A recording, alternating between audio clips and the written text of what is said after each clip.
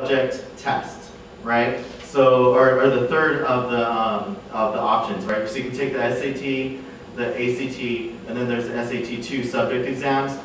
Starting with the class of 2012, they will no longer require that exam. It'll be recommended, but it'll no longer be required. Currently, the chair of my dissertation is working on, we're actually running some statistical analysis on how that affects different populations.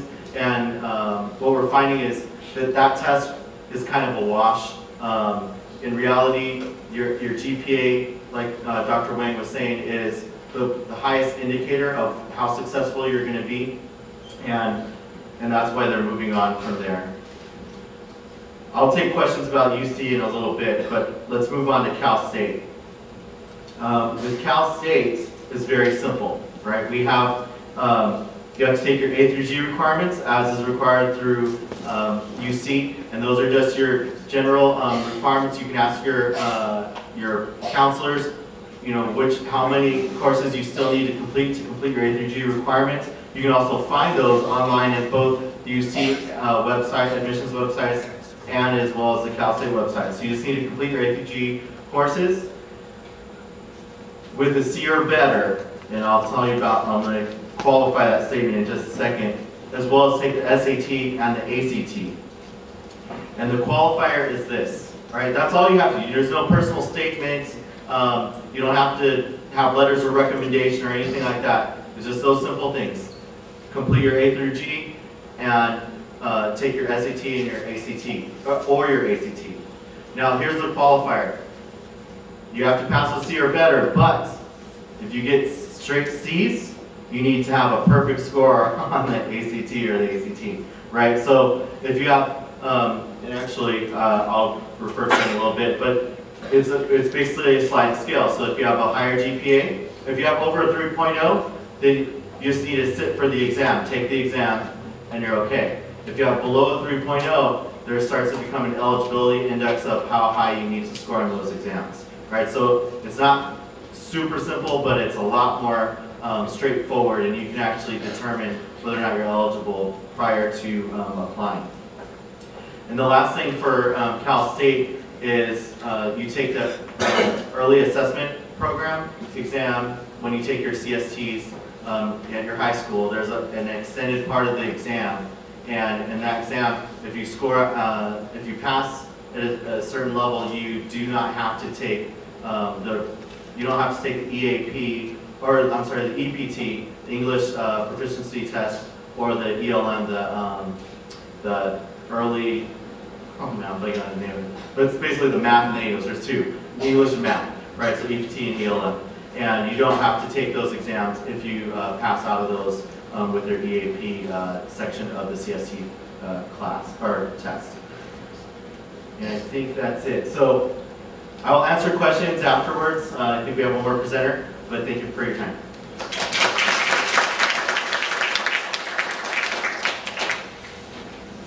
Thank you, Dr. Mark. Our next speaker is Mr. Chen. He is, in my opinion, the individual that has taken all the best of all your three previous presenters' advice and made them real. He graduated from Harvard. He was the top of his class in the Hacienda Puente School District. And when he was done, he came back and is now on the Board of Trustees of the Hacienda Puente School Board. Mr. Chen.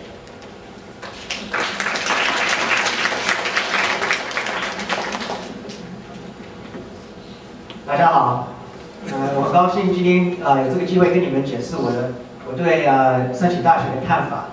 And I want to thank all the parents for coming here today and for bringing out your students. And I don't really remember any algebra from high school. There are a lot of things from high school I don't remember, but I can still speak Chinese. And the reason for that is because my parents insisted on speaking to me in Chinese when I was a kid. And a lot of the learning that we do, it really comes from the home. So I just want to send a message to the students and the parents here to continue doing that, because language to me is probably the most important skill that you can have.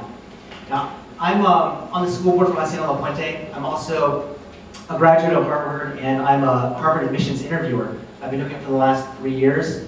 And I'm here to talk about not so much all the technical aspects of applying and all the numbers, but just the impression that a Harvard interviewer has when viewing applications, and also just my perspective as a former Harvard student about how to maximize your opportunity to get to Harvard and how to just maximize your opportunities once you're in school.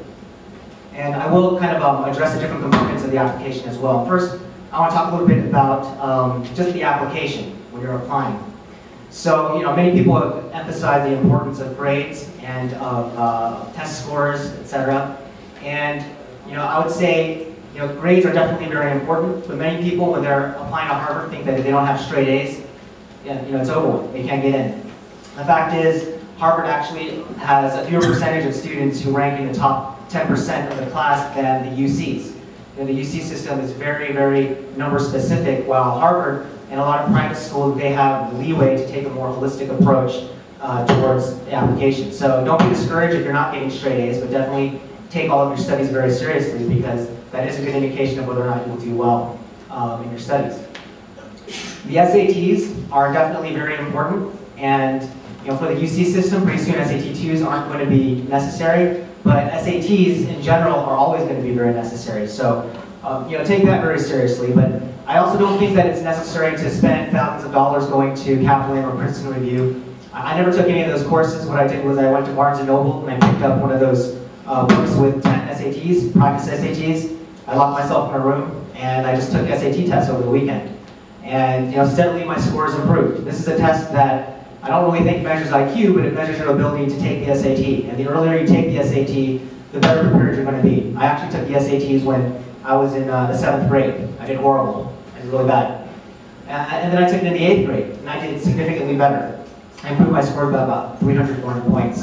And then, I took the SATs as a sophomore, junior, senior, etc. And my scores continued to grow. And, this was just taking the SATs on weekends and just reading books, increasing your vocabulary. And there's something that students have today that none of us had before, which was the internet. 1996, that's when AOL came, and we had some chat rooms and things like that, but you couldn't read New York Times, you couldn't read LA Times for free, and these are all things that students have now. You can read The Economist, Wall Street Journal. So I would really encourage all the students here to take advantage of that. There are things that are available to you that none of us had before, so it's very easy to expand your vocabulary and to expand your mindset.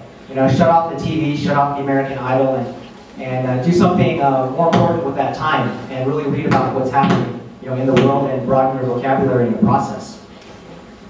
In terms of extracurriculars, that's really, really important. As a Harvard admissions interviewer, I really look at what people have done outside of the classroom, because good grades and good test scores are kind of a given. And I would urge you not to try to be a jack of all trades and master of none. It's really important that you focus on a few things that you're really passionate about and become very good at it. So, typically, Harvard admittees, they will have achieved something of at least state recognition or national recognition. So it could be, you're a very good writer in journalism and you won an award at the state competition, or you competed in Westinghouse or the Intel Science Talent Search, whatever it's called now, and you've reached recognition there. But it's more important for you to really do well in just a couple of things, and really, really excel, than to just do a lot of things and be secretary of this, publicity director of that, and not really accomplish anything. Because it's more than just the title that you put down on that application. You also want to put down what you accomplished. So, when I was in high school, I was president of the Leo's Club, and then I was district Leo's Club president. And I was lucky to have some opportunities to do something like, I held a toilet drive, which we exchanged toilets, and in return, we earned our school about $20,000. So, that one little story is something that I can put in my application, and that means a lot, as opposed to just having a title there with nothing really to back it up. Because you have to remember, these people, they're reading thousands and thousands of applications. You have to impress them, you have to come up with something that really sticks out. Community service, that's related. You don't want to just do things for the sake of having something down. Really do a community service that means something to you and excel in it. And take the opportunity to create new projects. If you think that there's a need that needs to be served, then go and do that. Start a club, but take it seriously, because people can really see through half-hearted attempts to just fill a resume.